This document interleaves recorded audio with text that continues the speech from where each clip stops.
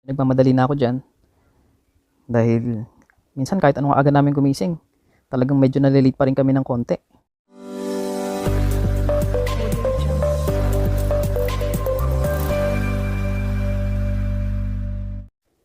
So teammates, eto, kakauwi lang namin galing trabaho at agad ay hinugasan ko agad yung aming mga baunan para bukas hindi na namin sa isipin. Ang pasok kasi namin dito ay 7 ng umaga. So kailangan mga 5:30 or mas maaga pa ay gising na kami para mag-prepare ng pagkain at sinaing. Siyempre para hindi nadagdag sa oras ay kailangan hugasan na to agad to. Ito yung mga panahon na pumapasok pa kami sa pabrika. Sabay kasi kami ni Mrs. na pumapasok doon. Isang pabrika lang yung pinapasukan namin. So ang ginagawa namin, pag uwi namin ng gabi, bumibili na kagad kami ng ulam. Tapos ito, hinuhugasan na yung mga baunan. Kapag nga kami ay nagluluto ng ulam, isahan na lang. Kung ano yung ulam namin ng gabi, yun na rin yung magiging almusal namin. Tapos yung kinabukasan na iluluto namin, yun na yung magiging tanghalian namin. Para hindi mapanis. Yun kasi yung iniiwasan namin. Lalo na kapag gulay, kailangan talaga lutuin mo siya ng umaga. Pero kapag karne naman, sa gabi pa lang niluluto na namin. Tapos pagdating ng umaga, iniinit na lang yun. At kapag nagsasaing naman kami, ay ito yung umaga lang. Isahan na rin yung pagsasaing namin. Andun na yung pangtanghalian at andun na rin yung panggabihan. Kaya nga pag tuwing gabi, ulam na lang ang pinaproblema namin.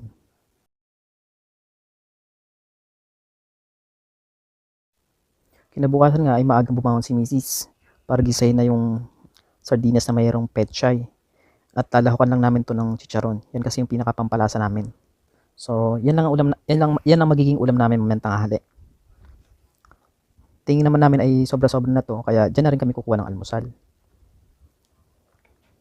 Habang si Mrs. ay nagluluto, ako naman ay nag-aasikaso na rin. Pagising ko kasi, ang inaatupag ko kasi kaagad talaga is mag-toothbrush tas maligo bago kumain. Diyan nga ay nakapagsaing na rin siya. So yung kanin namin na yan ay hanggang gabihan na yan. Sobrang gulungan ng bahay namin dyan. Dahil syempre pag may trabaho ka na, hindi mo naman papansin kung basta tambak ka lang ng damit yan. Ang importante naman na ginagamit namin dyan lagi yung pamasok namin. Ito nga, humigop muna ako ng kape bago ko pumasok sa banyo. Ito yung shower namin. At nagre-ready na ako para maligo.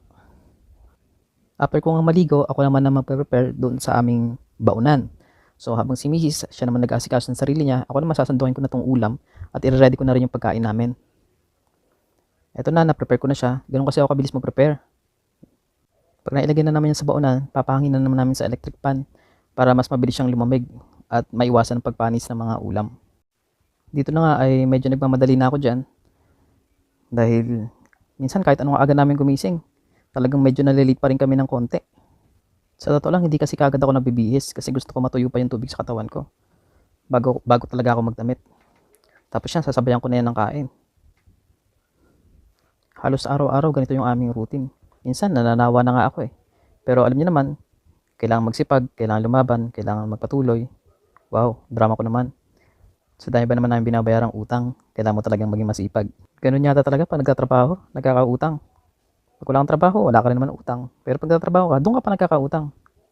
Pagkatapos nga namin kumain, nagpe-prepare naman ako para, parang kanina pa ako nagpe-prepare.